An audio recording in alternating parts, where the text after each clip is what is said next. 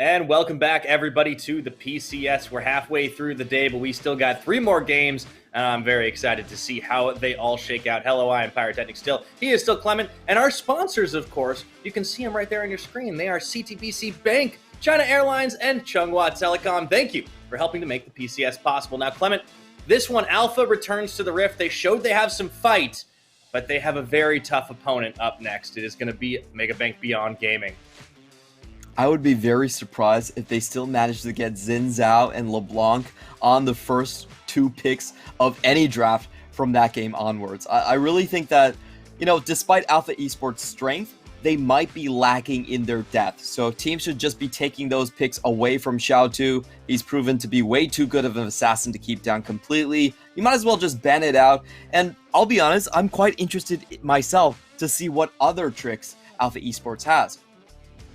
Yeah, it hasn't really been tested. Teams haven't seen the need to really pull out those big bans, but Alpha still on the hunt for that elusive victory. They came, I kind of want to say, closer than they have before. I mean, up until this point, I was thinking maybe in that J-Team bout, they had some signs of life, but they were pretty much just straight up winning for a bit. Definitely was the case there, and by the end of the split, Alpha Esports was able to take down teams like Boom, was able to take down teams like Hong Kong Attitude. We'll see if they can fight against a juggernaut in Beyond Gaming, though. Yeah, Beyond are just looking so scary right now. PK once again in the top side, Busha in the jungle, Maoan in mid, and then Doggo and Kino rounding it out. Looking at this team, Beyond Gaming, they came out without a whole lot of expectations in the spring split, but in the summer, they were our definitive number 2 at the very least, and they are still proving why they are such a titan of the PCS. It's been a very long time since we had another team have a faster average game win time than PSG. And Beyond Gaming has actually taken that throne. They currently are 25 minutes and 55 seconds of average game time, beating PSG by about 30 seconds. And a lot of that speed is because how fast they're crushing the bottom lane. We'll talk about that a little bit more in depth, but first off, we have to take a look at the comparison between the mid laners. I agree this is definitely going to be the highlight matchup. Malan, this split coming in, showing a lot more diversity rather than just the control mages. He did play the LeBlanc as well. Now, on the other hand, we know Xiao2 as an assassin main sort of champion, sort of an assassin main that the team relies on to carry not only the early mid game, but also the late game in the silent split push. Yeah, it's one strategy, but they certainly commit to it just about every time. Still trying to make it pay off for a victory, so while it's telegraphed, it is always a little bit difficult. But I do want to go a little bit back to your point, Clement, about that fast game time, because what's so insane about the fact that they have the fastest average game is because they had the slowest in spring. This was a team that the critique you could level at them was they have a hard time closing. It's gone completely the other direction now. I think it has to be Doggo going over to PSG for that international tournament. Something must have clicked with him, and they suddenly brought a lot of habits from PSG back to their own team. Now we're going to go straight into the draft. Thresh being banned away directly. This is to keep Doggo's Aphelios down. Currently, Doggo is 27 KDA on Aphelios, so I think it's pretty standard. No team is going to give him that. Finally, someone is banning LeBlanc versus Alpha Esports. I think this is a very clear... you just take away from their best player sort of strategy. Make sure Xiao2 has to play something new every single time, and Beyond Gaming are going with it. Yeah, also banning out the Viego. Now, that does leave the Xin Zhao open once again. We saw K-Babe on that champion before, paired up with the Lulu. It could very well happen again for Alpha Esports. Let's see what Beyond Gaming respond with. Yeah, talking about Doggo, very, very strong in that bottom lane. He has such a high KDA, partially because he just doesn't die. True. Currently, Doggo is just dominating laning phase. He's on average ahead by 572 gold at 10 minutes. And he's also the CS differential king at 11 CS lead at 10 as well. So really the strongest lane in the PCS can be found in Beyond Gaming's bottom side. They are going to go for a pretty peculiar 1-2 draft, showing the karma to be going into a solo lane straight off the bat, not even trying to hide that fact. While Alpha, they do get Xiao2 onto a carry and another side lane champion in the Rise. Not as fast as a LeBlanc, but definitely still has that carry potential where he can sort of solo force the entire thing to go his way. And the Braum lock in too to build up a little bit of front line, a little bit of defense there for Shung. Following on Beyond Gaming, a quick lock in of the Olaf for Husha. Okay. Husha is also quietly on a tear. He hasn't died on Volibear or Olaf just yet, and that's pretty scary to think about, that people can't even find a kill on the jungle at this point. So we are getting a very strong mid-jungle combination from Mao An and Husha most likely. They can just outduel Xin Zhao, and they can also chase down the Arise with relative ease given this setup. And I like this strategy. It's just making sure to take away the strongest point from Alpha Esports and forcing them to find outs in other positions. Yeah, really good drafting, good read on it from them. Alpha going to be banning away the Silas. Clearly feeling that might be Maoan's solo lane pick. Back over to Beyond. They didn't stick with bottom side. They actually ended up banning away Camille. Okay, interesting here. I wonder if this means PK plays the Karma. Yeah, this is... I still think Karma might be going mid, but overall Beyond Gaming's draft right now is very low damage. They do need to get some hyper carry picks, or if they're picking this, then it's a pure early game composition. And I like this about our top teams, that especially Beyond and PSG, they try to finish games off early. They're not going to go for the Hong Kong attitude strategy just by picking 4 carries. And as soon as I say this, I jinx it. God damn. It's okay. I was waiting. I was holding out hope, Clement. Doggo was hanging in front of our faces with the Draven, but he's like, I'm gonna go safe. Okay, fine. If it makes you happy, I suppose. Alpha Esports, what will they answer with? Definitely some fun flashes of their own. On, of course, ye old hyper carry player. I honestly think a Jinx might not be the worst thing in this situation. But the Ashe is going to be the play. They get a lot of crowd control set up now with this team. Yeah, we're seeing Alpha Esports all in onto utility coming from the bot side of the map. They typically do not focus on their bottom side whatsoever, but just as I say this, if 3Z gets the Gangplank, it looks like it will be a kill lane onto the bottom side where they can have double hard crowd control coming in, and layering that over with the cannon barrage is going to allow some very easy pickups here. On the other side, no real... I like the laugh from Kino. He is deciding what PK gets to play this game, so he's just going to lock in the Ornn for him, probably over his complaints here. But, if you see PK, you kind of expect the tank to come out, but Kino finally relents and gives him the Jace instead. So Beyond Gaming going to play more for the top side. I do expect this to be priority mid jungle, going for the top side, and bottom lane does have to play a bit more safe just because of that level 6 kill threat coming in from Alpha Esports' ultimate combos. Yeah, should test out Doggo and Kino, but for so far this split, they've just been incredibly difficult to shake on that bottom side. And Doggo, you talked about him being the CS king. Of course, the KDA has also been huge just because he hasn't died. He's been able to snipe up kills, and he's made this Aphelios just look so comfortably. He's a fantastic AD carry player across the board, but Aphelios has not been taken away from him, and he's been shining on it pretty consistently. So if you're Beyond Gaming, despite that kill lane potential, you have to be feeling pretty confident still, I'd say. Yeah, talking about that lane, this is a really interesting setup because it's very easy for Alpha Esports to just punish Doggo if he's continuously shoving at their tower and trying to take turret plates. You just throw out your crowd control, cannon barrage comes down, you're supposed to die there. Even with the Aphelios, I don't see how he gets out of that one. He doesn't have a Thresh Lantern to bail him out either. So this game is pretty unique in the fact that Beyond Gaming is going to actually have to play towards the top side. It's not something we have seen in their recent games, and it's a good time to test if they still have that in their cards. That's very true. So Alpha Esports playing for some global potential. You do have a couple of solo laners that can affect the map, or at least get to where they need to be on the map. And of course, Kebe back on that Xin Zhao, very powerful champion. Will Alpha be able to find that elusive win? It's a tall order against Beyond Gaming. Certainly never going to be easy against this squad, but they have a lot of tools in their kit. To be completely honest, I actually like Alpha Esports draft more than I like Beyond Gaming's draft. They have a very clear combo that they can execute in the mid game for a lot of easy kills. They have great late game in the Gangplank and the Rise, and a 1-3-1 potential with Ashe in the mid lane that gives you a lot of global pressure into the side lane. So it's a beautiful draft with multiple win conditions, very diverse. On the other hand, Beyond Gaming's composition is actually lacking in late game staying power here. Karma, Olaf, Jace, a lot of these picks don't have the same impact when it gets past a certain point in the game. And then you have to rely solely on Aphelios without a proper Guardian champion. I believe that's what they're called right now. The Tahm Kench, the Braum, the Thresh, they're all not available, so they have to play an Aphelios with the Leona. Doesn't feel that good, in all honesty. So, of course, Beyond Gaming is still the far better team. I don't think there's any question about that. But Alpha Esports has cobbled themselves together with a really good draft from Naba.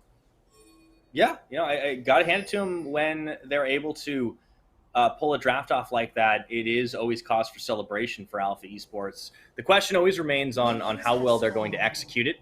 It's always been a bit of a question mark. Comms are just one part of the equation, of course. And for Beyond Gaming, they might fall off late, but the way they've been playing, they haven't necessarily needed it. As Kino always flashing the doggo emote for his bottom laner. That's just too fitting for a team that has Husky and Doggo on the roster. That emote was basically perfectly crafted for them. They're going to get a bit of scouting information early on. I think both sides are going to know, because the bot lane duos have been leashing, where the starts are going to be. And I think this just means that, PK has to play a little bit careful here. He doesn't want to just get ganked and over push the wave, but so far he's been having a good time against 3Z. Yeah, of course he's having a good time, Clement. He doesn't have to play a tank. He gets to be a carry. The last second lock-in on the Jace. I wonder what was going on in the draft comms. Like, Kino was like trolling him, like, no, you had to play Ornn. Coach says you had to play Ornn. Yeah, that's in your contract. Like, PK is known as the tank main in the PCS, but, he obviously, no player really wants to play pure tanks. Players rarely play tanks in solo queue. They almost never do it. But in a competitive environment, you have to pick for your team. Sometimes these champions are, you could say, a little less fun. There's a little less skill expression. You can't really win lane in most instances. So you don't really see players gravitating towards them naturally. But hey, if it picks you up a win in the PCS, you go for it. Yeah, sometimes you just gotta bite the bullet and play for that one. A lot of trading down on the bottom side. You can see On and Sheng getting really aggressive while they can to take advantage of those moments. Xiaotu taking a lot of poke from Maoan either. This Karma pick into the Rise as well. I mean, obviously the Rise got locked in and then they had the option to flex it, but it did seem like it was probably going to be going there at least pretty early on. Maoan has to be feeling pretty confident. We'll talk about that later, though, because On taking a lot of punishment. First blood secured by Kino. And Beyond Gaming are perfectly happy with this bottom lane. Shung flashes. He might not live. One more and Doggo. Oh, Kino takes so many tower shots and ends up dying, but Doggo gets his first kill of the game. That was totally worth it for Beyond Gaming. I'm so surprised they're able to pull something like that off. Just the Ignite coming in from Kino and sticking onto his target with auto attacks is able to just kill On. And meanwhile, on the top side, this is something that I felt like PK did pretty well. He actually let the wave push into him and is now zoning him out. On the flip side, though, Aphelios might be dead. I think we need to go back to Aphelios. He is fighting a 1v1 versus Xin Zhao in real time right now. On the other hand, PCS special replay into replay. Yeah, we're gonna have chain replays all the way here. So Doggo gets an assist plus a kill. That should be around, it's 450 for the it's first mid-lane. kill. Oh, okay. Well, that's Hello, replay how into did that replay into happen? replay. Aphelios also died, by the way, so Doggo did not survive the encounter. Spoilers.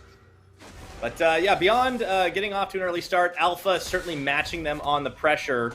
And I'm trying to see who got that kill. Yeah, it would have been K-Babe then that would have picked up the kill onto Doggo down there.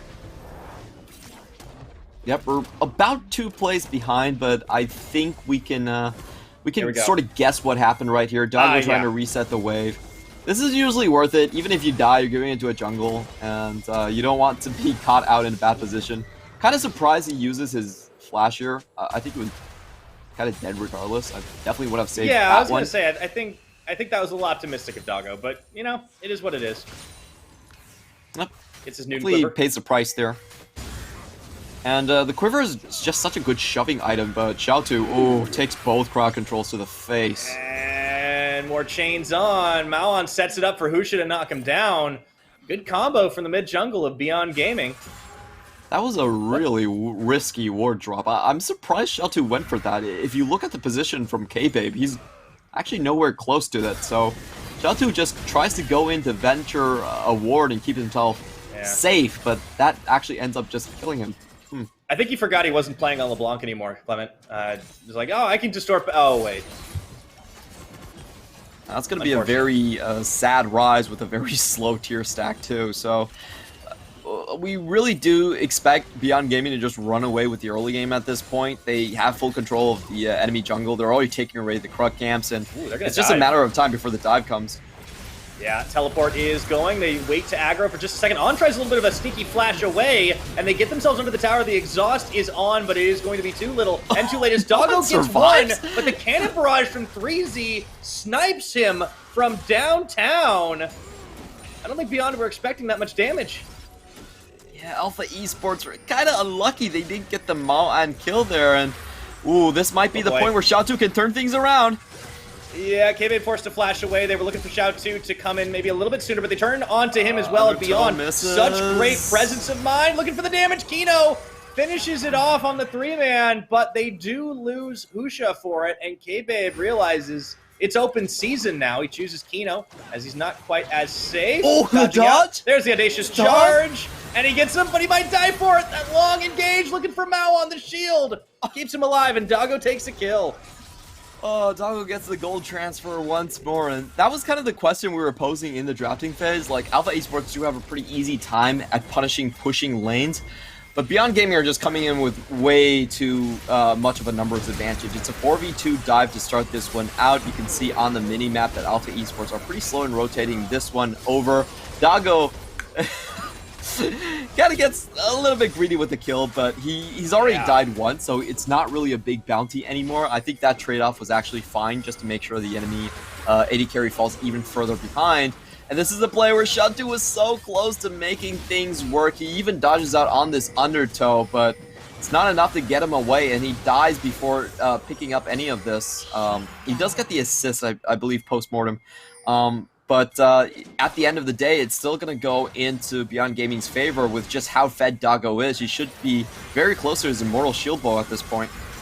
Yeah, Doggo's perfectly happy to trade kills for deaths back and forth when he can. And we just had such an action-packed early game. It has just been replays into plays, Clement. We're not even 8 minutes in, and Beyond Gaming already have 8 kills to the 5 of Alpha. I have to commend Husha. Has just been playing so much better about his early games. I think he's much more aggressive, and he knows when to push his leads to the maximum compared to his spring split. I feel a lot of times when Beyond Gaming had a lead from Husha and Maoan, they would actually just sit in lane, and they wouldn't go for aggressive plays like tower dives or go into counter jungles. This is something we criticized them a lot in spring, but they fixed most of their mistakes now, and they're actually making the most of their opportunities at this point. With the bot lane advantage, we can see a roam towards Herald. PK trades accordingly to force the other enemy top laner out, and then they transition that into Xiaotu's Nightmare. Yep, and Xiaotu finding himself just CC'd for days as Husha is able to pick him off. It's really unfortunate. I like what Beyond Gaming are doing. This is something that I feel like a lot of teams don't really understand. It's that the nature of offense is the fact that the defensive team has to defend multiple points, and a lot of times they're not going to be able to do it.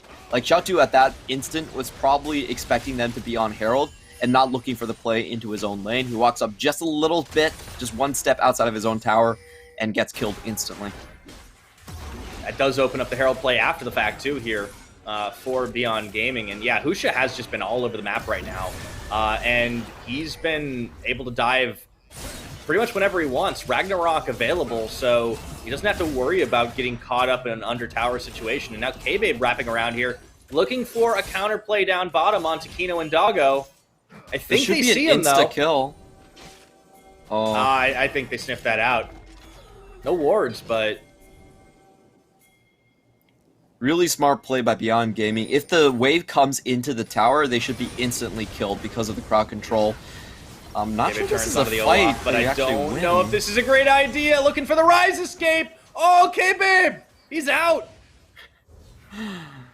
Yeah, they even saved the cannon barrage. They know that is just a straight getaway. They're like, we don't want to take this fight. Let's get out as soon as possible. I like the idea from Alpha Esports. They're trying to clear out the backside of the bot lane tower, go for that tower dive, have that enchanted crystal arrow come in and just get the massive stun, finish off the kills. But unfortunately, Beyond Gaming do rotate in time, and PK has been hard. He's not really hard winning his lane, but he has been given a lot of alone time here to pick up plates. Yeah, he's been able to at least make something out of it, and even if he has been punished a little bit by some of that damage out of 3Z, who's been able to punish him a little bit in this game. Definitely starting to tilt a little more in the Gangplank's favor, but PK has been at least able to fire back a couple of times. Xiao saving his jungler, though, earlier in that play. They do always have an escape button, and I do like that. Alpha not just in all the time when they realized that the trap was closing, but unfortunately we could kind of see that K-Babe can't really solo out Husha at all. And speaking of Husha, he's up to the top. They're looking for 3Z, and he burns his flash very early. Cannon Barrage is on, and Husha tags in with the undertow to take the kill. That was a crazy amount of damage from PK. I almost felt like PK could have finished off that kill even if Husha wasn't there. Didn't expect him to do that well given that he has no Mystic. Accidentally tanks the tower, but that's totally fine. They're going to get the first brick gold here. And without Cannon Barrage on the map, that also means Beyond Gaming can play super aggressive in the bot lane. Enchanted Crystal Arrow, though. Yeah, looking for it, Doggo. And that is Shung going straight in onto the front of it. They look for Doggo for the shutdown and manage it. K-Babe, the collapse was there, and Doggo just playing a little too far forward. K-Babe has the exact same emote that Beyond Gaming has been flashing him this entire time. He has the crying Doggo, too. Ooh. Xiao this time, he saw the repeat. Didn't hesitate to use his flash. He's definitely seen this episode somewhere else before and isn't so keen on the replay. You know, taking a weird path back to his bot side. Yeah, showing K-Babe just like trying to pull off a little bit of a gank squad here, and lots of damage being dealt onto the tower plates down bottom. On is just pecking away at it, and I do like the focus Alpha put on Doggo, just trying to keep him down, but it is hard to put that Doggo on a leash.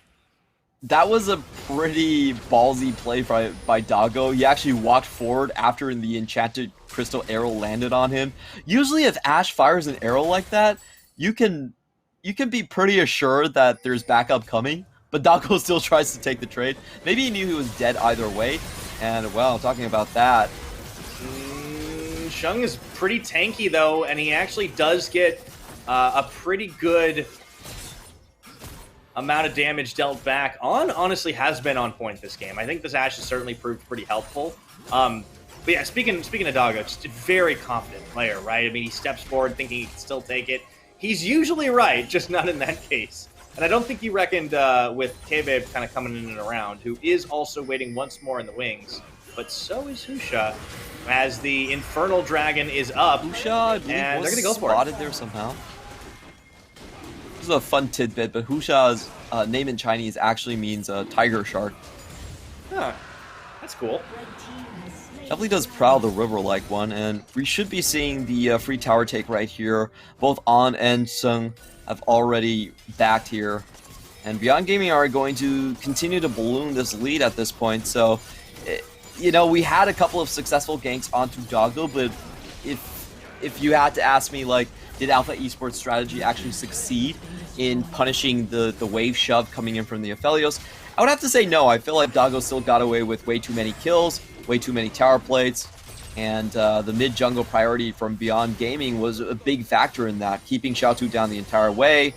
PK doing what he does best and recognizing when he should leave his tower low. He's able to move away from potential gank in time. Now 4 members strong on the bottom. Beyond Gaming are not giving up on this push. They will be forced to, though, due to the cannon barrage at 3Z. That Gangplank global pressure just helps out so much to try and deter these pushes. PK actually coming back to tower.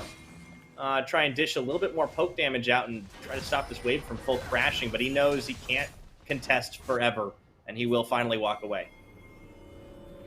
The final straw definitely was Xiao just missing from the mid lane, He knows that there's a chance there's a 3-man collapse coming in. So PK finally does have to give this one up.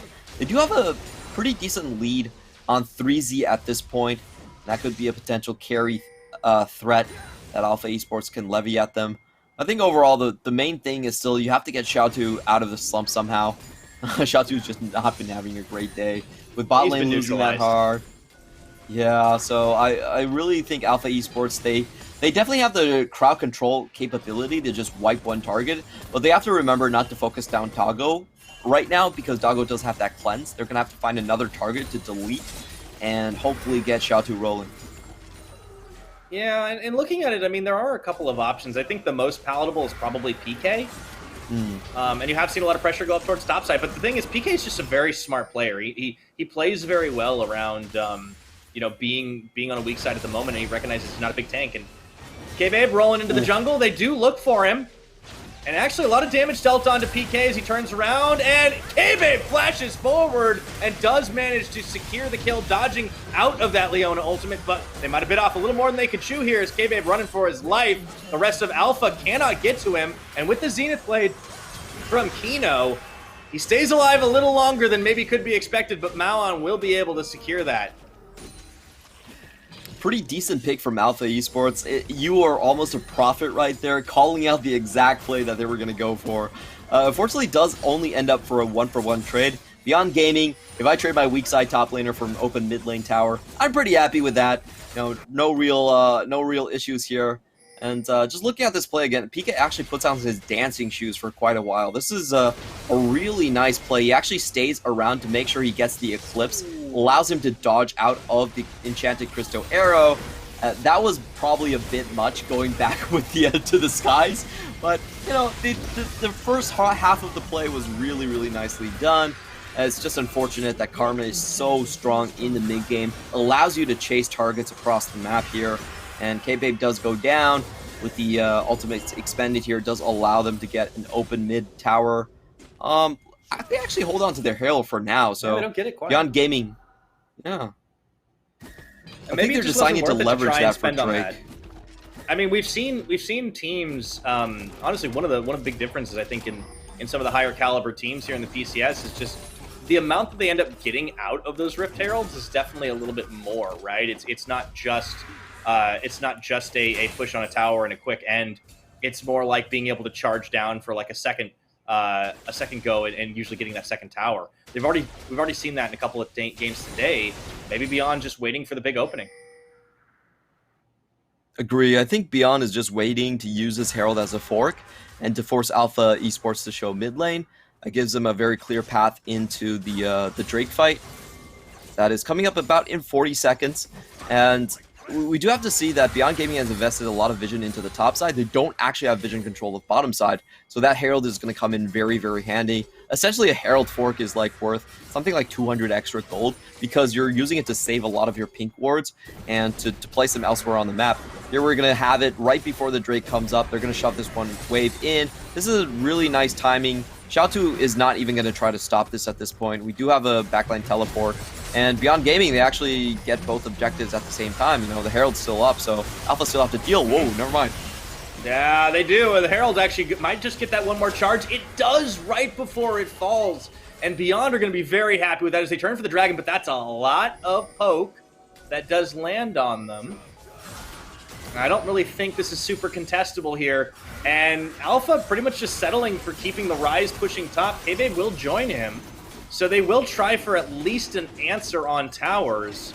But it is just going to be 1-for-1 and some chip damage. And trade's over for the Dragon. Beyond Gaming on Soul Point.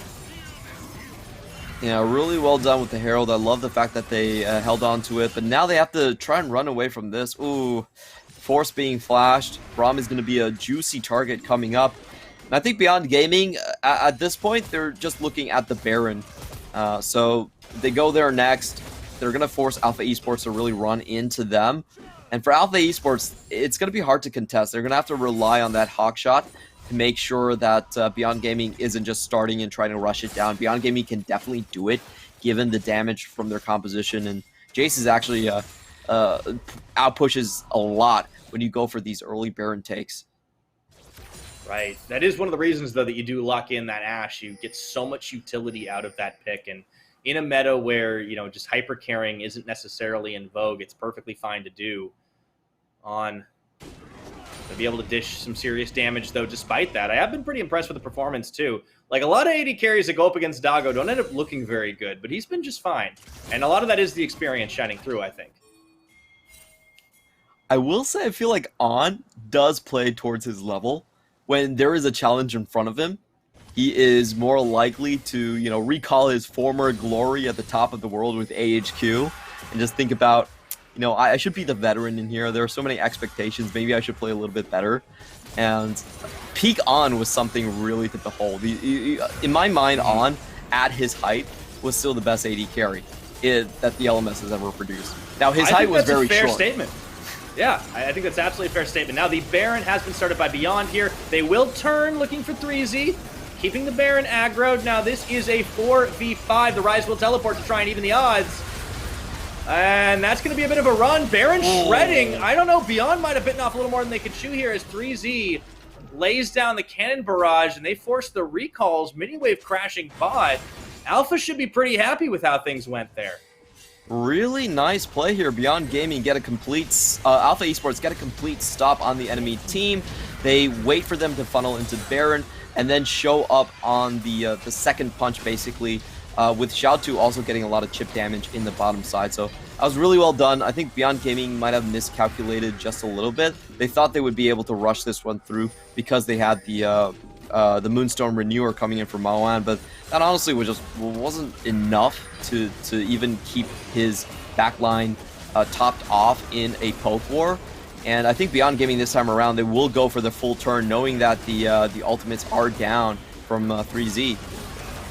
Yeah, they just say, all right, well, let's try round 2 right now. They are grouping, but 3Z not having the ultimate certainly isn't going to help Alpha Esports. Shung takes a lot of punishment, but is able to walk away. K-Babe now around the side, and Beyond again getting chipped out. Oh, that Rise ultimate's not going to bring anybody to the party. Second thoughts there for Xiaotu on the party portal. And once again, Baron is dropped off. Really nicely done coming in from Alpha Esports once more. They read the play quite well, and the setup was definitely there. Shen didn't have his flash, but he was still able to escape with the stand behind me. No, actually not stand behind me. With the E ability jumping backwards. And I think Alpha definitely had preparations for that. They knew that Beyond Gaming was just going to full turn and not really commit to the Baron. And they were able to drag this one out. And once more, we have to say that Beyond Gaming's composition doesn't actually do that well into the late game. There's a lot of champions that fall off. Karma, for me, is a complete utility bot in the late game. She can't do anything against the Rise in a side lane when it's post 30 minutes. So Alpha Esports buys themselves a lot of time. And throughout all of this, I want to point at the CS difference between Xiaotu and Maoan. Maoan has been grouping on these two waves, and Xiaotu has been split pushing. So he's found himself a 40 CS lead, now completely back in the game. Yeah, that's true. I mean, Xiaotu was just getting bullied mercilessly with a lot of like 3-man pushes. You saw him getting just blown up earlier in the game, but he's been quietly stacking up the farm, getting relevant. And unlike LeBlanc, if you're starved on kills as a Rise, you're still relevant. I'm really liking what Alpha are doing. They even get the gold lead there. Yeah. Really nicely played. They wasted so much time from Beyond Gaming. Yeah, and let's see if Alpha get out. Yeah, my goodness. Beyond just try to go for a Death Rush play, and it gets sniffed out, or at least they're able to get away and on just flashing another dog. How many dog emotes are there in this game? I love it. There's the Husky that looks a bit derpy. There's the Crying Dog. However, talking about the game state itself, I feel like if I'm Beyond Gaming, I'm kind of okay just forcing this soul down. But looks like they don't agree. They want the full fight. Don't want to give up Baron whatsoever. Alpha Esports, the turn is there, and now we got some turntables, Clement, as it looks like Beyond were the ones that went for this twice, but Alpha going for it the third, and Baron remains the elusive purple worm, it seems. No one able to fully shred it down just yet. If Beyond Gaming want to deny the trade, what they should do is just hard shove mid. And someone has to respond to that, or they're going to lose their tower. They're going to do one split with PK and his sustain item Eclipse. taking down the bot lane tower. He doesn't have his TP, but he can still come back to this one. I'm getting a little bit of a freeze here, so you might have to tell our viewers what's happening. Yeah, no worries. I'll cover you. It looks like the Baron is going to get started once again for ALF Esports as Ocean Soul is secured. The 4 remaining members will turn. Mantra Q gonna land. Alpha's forced to peel away here. Clement, if you are back, you can go ahead and let me know. But in the meantime, Alpha kind of just hesitate a little too long, and that opens up the map here for Beyond Gaming. They do manage to finish off that mid-tier 2 tower, and we'll be pretty happy with those free objectives. I'm back, and Beyond Gaming played that beautifully. You know, they shoved mid, force on to go and rotate, and in the meantime, it was a 4v4 around the Baron pit. They get both, they secure the Dragon Soul, and they also force Alpha Esports off of the Baron at the same time. So very slow and steady play. This is definitely a better sequence than what I was thought of. I'm very simplistic sometimes. I see a soul, it's like, yeah, I'll take the soul. All right, yeah, it's good. I can kill you another day, out. But they get both and deny the other one. So just probably the best chain of events that they could get. And what's where I think Alpha Esports, their only like hope in getting back on this one is probably finding picks around with the Realm Warp. And it looks like they will be doing just that. PK running for his life and flashes out. Oh, arrow lands. Cannon Barrage goes in. 3Z, he's there, to the skies goes Chase, but PK will go back straight to the fountain. Heavy investment by Alpha, but they get their man.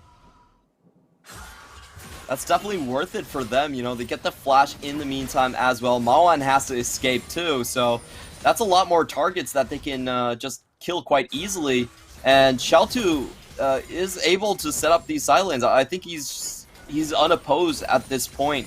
When it comes to shoving and Beyond Gaming, their condition becomes rather annoying to play through. Like essentially what they have to do is they have to hard force a Baron and get Alpha to commit to them, or else Alpha is just gonna stay split the entire time and just try to play 1-3-1 until the end of days. Yeah, and Alpha's doing a good job of really just stalling and dragging it out best they can. We talked about how the scaling on the side of Beyond maybe not really all that great compared to what Alpha can be bringing out here, and you can see that Beyond do not want to give this game up. It would be a heck of an upset to lose to a winless team, as Beyond Gaming in particular.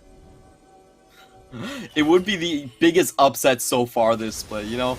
Impunity has dropped a couple. They're pretty much the only team that, in regards to the spring standing, have been upset by lower tier teams. But Alpha Esports 0-win so far against Beyond Gaming. That would be. I'm almost excited to see that happen. Let's go. Oh, that Baron dropping low, I think. Beyond Gaming got the drop on Alpha there. Rise not even anywhere near this, and they go sniffing a little too late as Shung will drop a little dessert for the dinner of Baron. And now Beyond Gaming finally claim the prize. They do lose a tier 2 bot for it, but I think they're going to be just fine with that trade. Really nice call for Beyond Gaming. They try to force the tempo down. Shout to and the rest of Alpha Esports just don't respawn in time. When they go in, they're instantly engaged upon. There is no backup strategy coming in from Shung, and at this point, it should just be a free middle inhibitor. At the very least, the turret does drop, and Beyond aren't going to push their luck too hard here. Okay, babe, waiting on the side, and it's...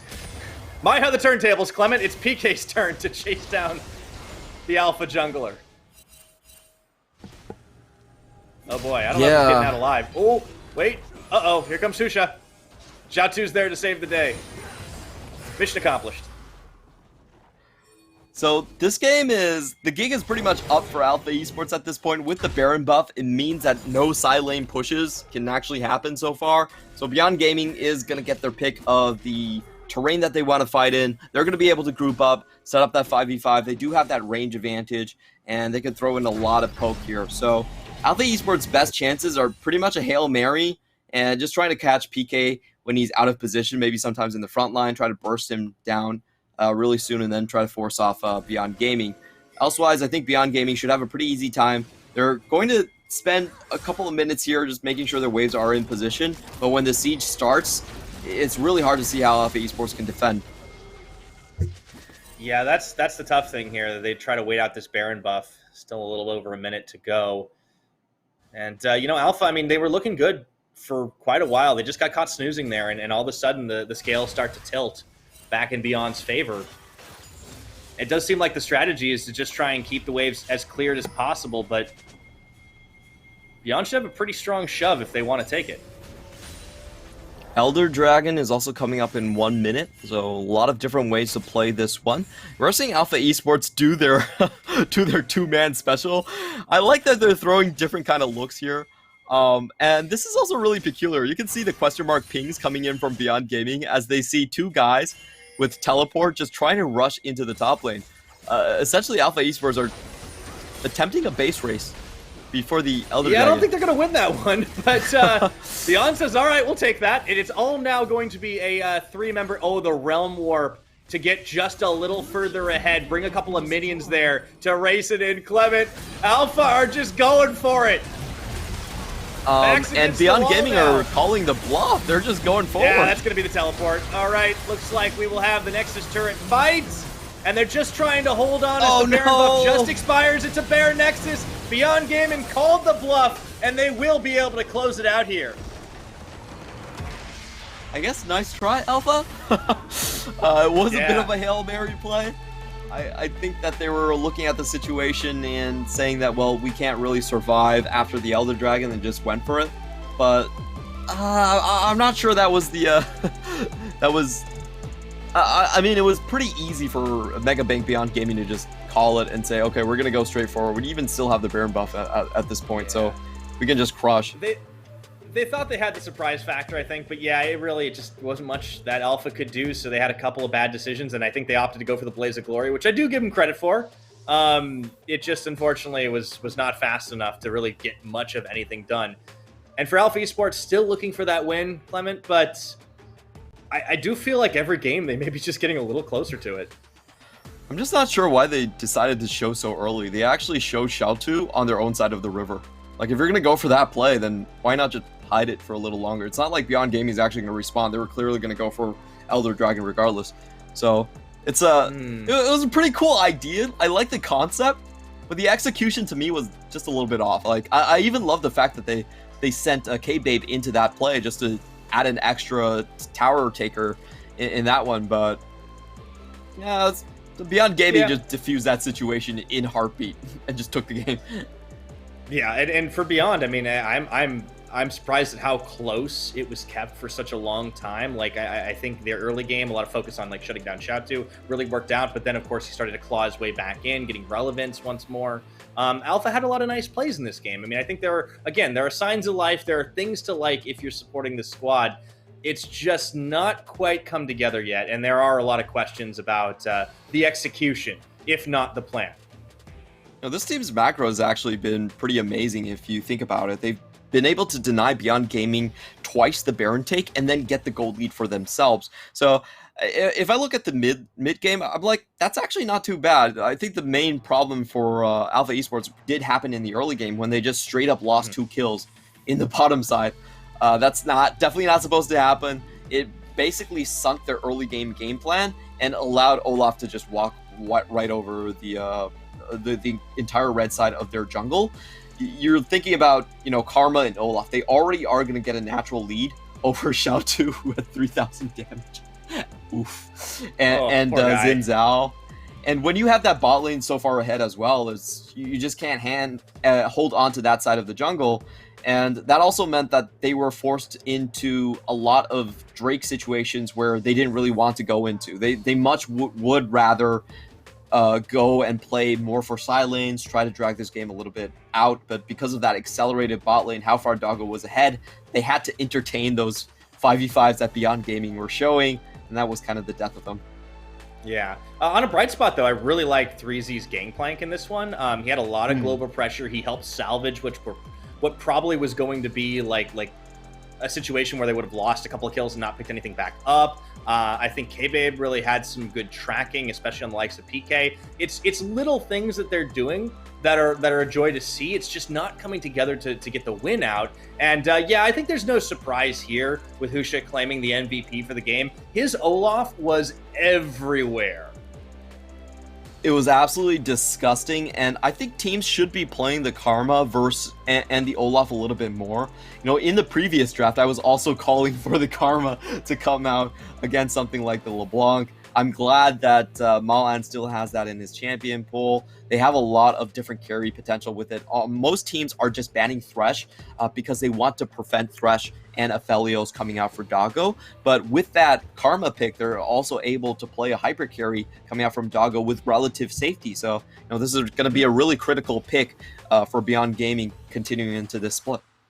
Yeah, so Beyond Gaming, chalk up another W on the board. We're going to be going on a quick cooldown. We'll be back with more of the PCS right after this.